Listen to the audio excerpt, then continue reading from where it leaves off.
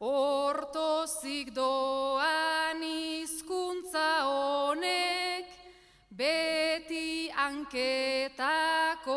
hotza, baina erretzen suma daiteke, gaur Iruñeko holtza, emozioen magma gori bat, badagutako bakotxa,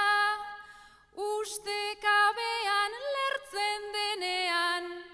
lurrazpiko berben poltsa, ea ze mundu posible